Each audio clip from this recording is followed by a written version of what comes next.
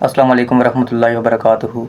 دوستو ابھی کچھ دیر پہلے میں نے مفتی حنیف قریشی صاحب کی ویڈیو دیکھی ہے جو کہ انجینئر محمد علی مرزا کے حق میں بیان دے رہے ہیں، تو انہوں نے کچھ اور باتیں بھی انجینئر صاحب کے بارے میں کی ہیں، تو سب سے پہلے ہم ان کی ویڈیو دیکھتے ہیں، اس کے بعد کوئی بات کریں گے۔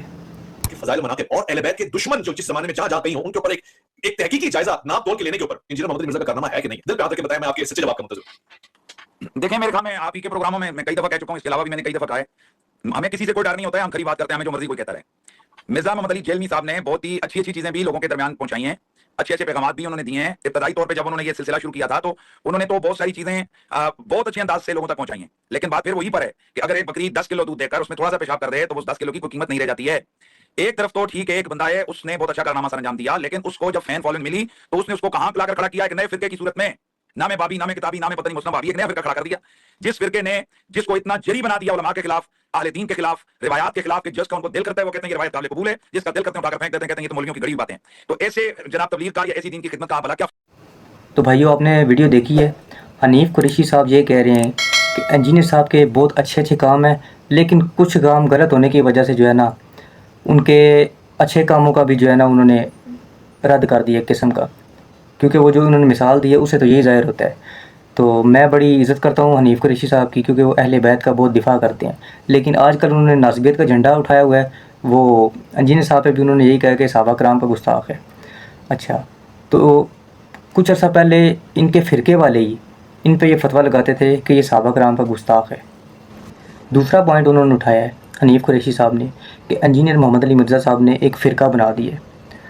ایک بندہ اپنے آپ کو کسی فرقے سے منسلک نہیں کر رہا، اس کا صرف ایک نعرہ ہے، نہ میں وہابی، نہ میں بابی، میں ہوں مسلم علمی کتابی، یہ تو ایک سلوگن ہے، اس سے کیا فرقہ ثابت ہو گیا ہے؟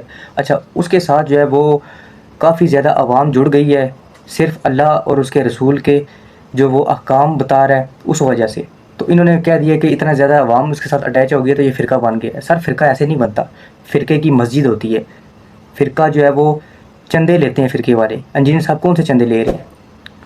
ٹھیک ہے، تیسری بات جو آپ نے کی ہے وہ یہ کی ہے کہ یہ علماء کرام سے جو ہے وہ متنفر کرا رہے ہیں، جو بھی بات آپ نے کی ہے۔ سر علماء کرام کون سے مجھے بتائیں؟ بریلوی، دیوبندی، اہل حدیث، شیعہ، ٹھیک ہے، آپ تو کہیں گے ہمارے جو ہے فرقے کے علماء حق ہیں، دیوبندیوں سے جا کے پوچھو وہ یہ کہتے ہیں۔ سر علماء عوام کدھر جائے آپ مجھے بتائیں؟